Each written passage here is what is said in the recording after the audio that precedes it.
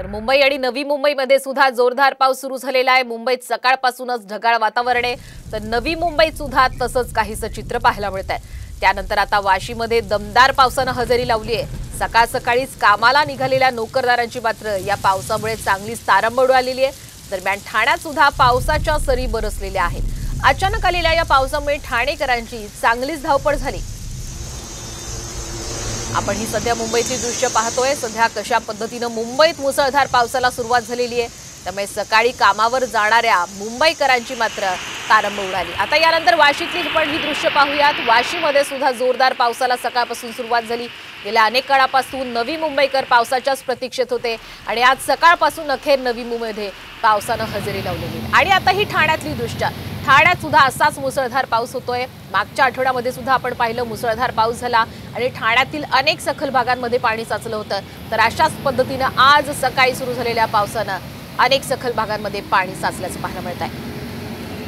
आणि ठाण्यातल्या परिस्थितीचा आढावा घेतलेला आमचे प्रतिनिधी विकास काटे यांनी। आज सकाळपासूनच ठाणे शहराला पावसाने झोडपून काढलेला आहे। ठाण्यातला जो काही घोडबंदर रस्ता आहे, ह्या घोडबंदर रस्त्यावरती खूप मोठ्या प्रमाणात पाणी साचल्याचं दिसून येत आहे। ठाणे शहरामध्ये पडणारा जो काही पाऊस आहे, या पावसामुळे नक्कीच घोडबंदरवरनं जे काही वसई किंवा विरार या ठिकाणी जाणारे जे काही नागरिक आहेत किंवा मग चाकरमानी आहेत, त्यांना याचा फटका बसतोय। महानगरपालिकेच्या वतीनं साफसफाई केली असल्याचा दावा करण्यात आला असताना दुसरीकडे मात्र मेट्रोचं जे काही काम सुरू आहे, या मेट्रोच्या कामाचा फटका ठाणे शहरातील जे काही नागरिक आहेत त्यांना बसतोय।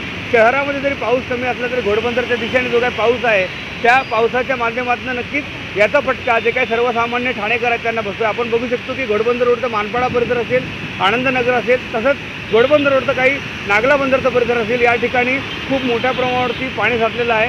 खास करून मेट्रोचं काम सुरू असताना गटरांची कामं न झाल्यामुळं याचा फटका सर्वसामान्य जे काही ठाणेकर आहेत, या ठाणेकरांना बसलेला आहे। महानगरपालिकेच्या वतीने दावा करण्यात आला होता की साफसफाई करण्यात आली, परंतु कुठल्याही प्रकारची साफसफाई झालेली नाही आहे, हे यावरून दिसून येते। विकास काटे, साम टीव्ही न्यूज, ठाणे।